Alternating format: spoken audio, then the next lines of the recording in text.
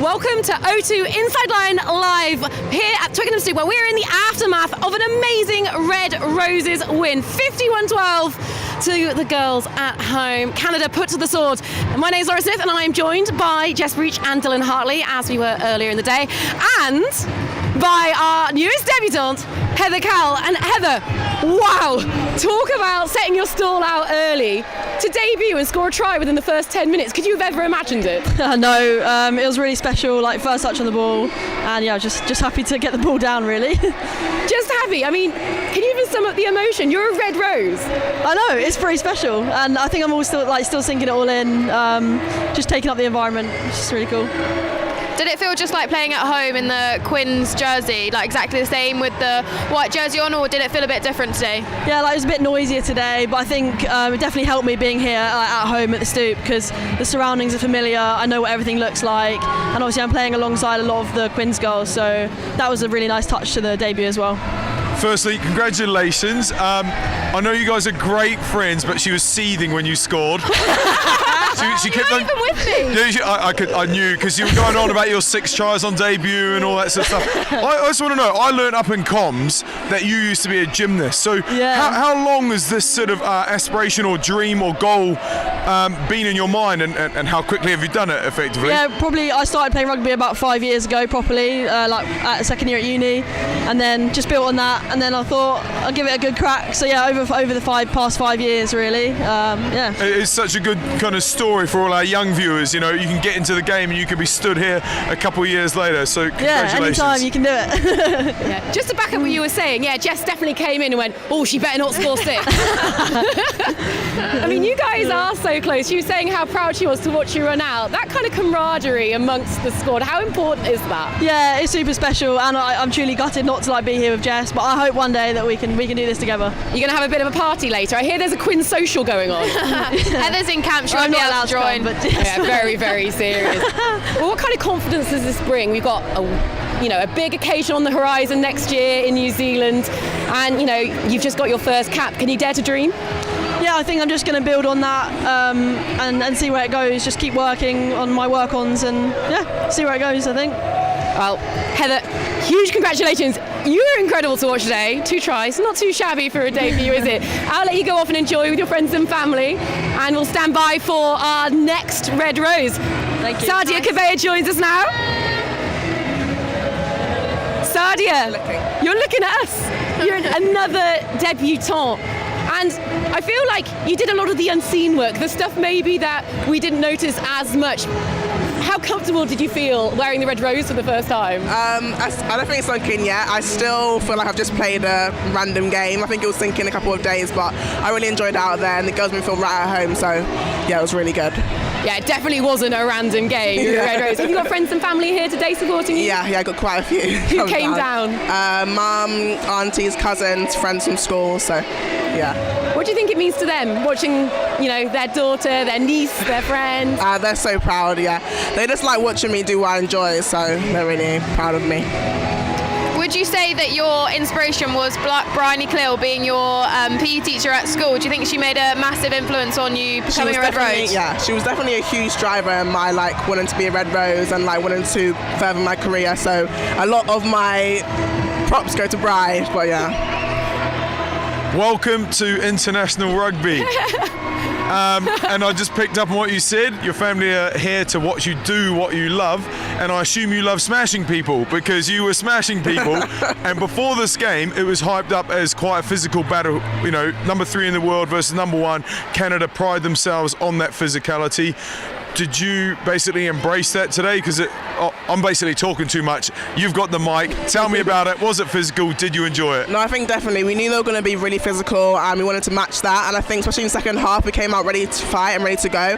And that's when all the big smashes came in. And when someone else made a big hit, I wanted to go make a big hit too. So it was just bringing all the energy and bringing it up. But they definitely brought it to us, and it was a really physical game. I'll Beautiful. be aching tomorrow. How important do you think, the scoreline is obviously great, but that sort of last defensive set to close out the game. How happy would Coach be with that? Oh, so happy. The bench was going crazy. Like, the vibe was just great over there. Like, everyone's so proud of how we finished that game. Like, we wouldn't be taking all the opportunities that we have, and I think we really did that in that last 10 minutes of that game. Well, like I said, welcome to international footy. Thank you. Congratulations. Thank you. Yeah, huge congratulations. We'll let you go off and enjoy and celebrate, and we'll hang fire for Zoe Harrison. Well done, Thank Sardia. you. We're just rotating in. Yeah. So, all the best friends, aren't we? Aren't we, Jess? Yeah. Zoe, as a slightly more kind of senior member of the group that we've been speaking to, I have to ask, those early exchanges, did Canada throw a little bit more at you than perhaps the team expected? Well, we knew they were going to be physical. As we always know, Jess has probably been hit by them a few times. I've been hit by them a few times. So we knew they were going to come out as physical. But I think it was just like getting into the game and working out what we can do to get around that. What was the messaging? Because it was, I'd probably use the word hectic to begin with. You could definitely see that defensive line speed. Yeah. But just kind of everyone just to cool down, and then that big try before the break. Yeah, it seemed to just settle everything. That was exactly it. Just settle down, be patient, work with the ball. Don't like fling it about as much. Just like work tightly with the ball, build the phases, and then get them on the outside. Have you missed me? Yeah, of course. Aww. I've lost my roomie, guys. I haven't had her for a while. First COVID, and now she's injured herself. Well, I thought you played really well today, Zoe. You controlled the game really well. Do you think the second half, definitely was the better half of the two games? Do you think the bench made a bigger difference, having that experience? Yeah, some of the experience came off the bench, but I think it was after the half-time talk, we got in there, everyone said, settle, because we need to take a minute to ourselves, breathe, and then reflect on what we did. We looked at a few clips and how we could get around them, and then we got in and worked on that, and obviously it showed in the second half. Very nice. She called you a senior player. I think if you're a fly half in any team, you basically are the oldest head in the team, and I suppose that maturity comes through you. And I just want a quick observation. You took the option to take points quite early on in the half to keep the scoreboard ticking over, which is really good. So really positive stuff. I want to know from you what your key work-ons are for the team going into next week. I think obviously it was that patience with the ball. Let's work with the ball a bit more, and then go around the teams. We tried to shift it wide too early, so it's like working on getting into doing the nitty-gritty stuff first, and also to break down. I feel like that's where we lost a bit of our ball. We're trying to exit, but the breakdown wasn't quite right, which meant it was a lot of pressure, so it was really hard to get out of our zone. Is it fair to say when you were successful, you're saying going wide too early and playing out the back, do you think you were successful when you were really direct, like Sarah Burns' try, just nice, hard, straight running, couple of options off you at the line? Yeah, so that's what we talked about, like everyone probably not being as wide and coming in, and then having those direct lines and feeding off me, and then once we did that a bit more, then we could go out the back. But yeah, as you can see, 2 tries were through just coming direct at them. Well, it's a lovely scoreline and plenty to work on. Congratulations. Thank you very much. Thank you. Yeah. Oh, before you go anywhere, I'm not letting you go just yet. You've got to sing a song. No.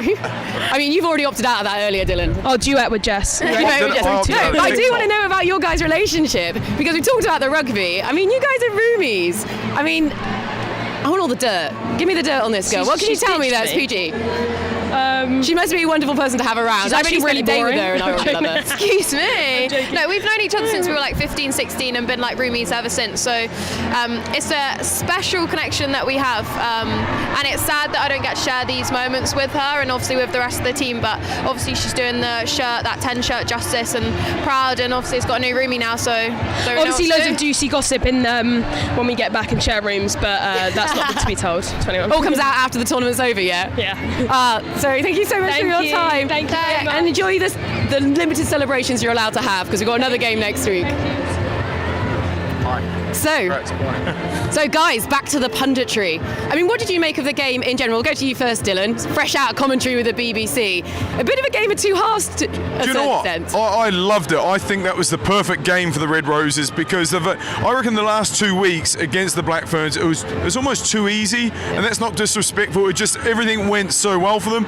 Today, a couple of spanners in the works. They were challenged. They had problems. They had to problem solve on the hoof, and little things like getting out of their half. I mean, skill errors like Poppy Cleo dropping the ball a couple of times in kickoffs, little unforced errors like that. There's plenty of things for them to work on. But when you say you got plenty of things to work on, you got 50 points on the board, it's a nice place to be. So as long as they take this for what it was, a great result, but they've got stuff to go away, work on, and like I said, they were challenged early on in that game and they got through it. And what I thought was really interesting, Jess, was after last week's game, Simon Midden said that they needed to work on defensive line speed, they needed to work on kick chasing, and it did feel like it was largely implemented, so they are able to take things and carry them forward into the next game. Yeah, definitely. I think our kick chase was a lot better. Like Zoe put some great kicks in against New Zealand, and she really needed that chase behind her, and I do think that we did that better today. But I think it was definitely a challenge, like Dylan said. Like we went in 15-12 up, and I don't think we've been that close to another team other than France in a long time. So I do think it was a very good game for us to play, and it obviously shows that, you know, the halftime talk like meant a lot to the girls, and, you know, yeah, maybe there was a harsh few words in there, but they came out in the second half, and that experienced bench, I think, definitely made a difference coming on, and now it was 51-12. So I think that definitely shows that the second half was the game changer of the game. Yeah, 100%. When you talk about work on some last week, Mid's asking for defensive pressure or improvement.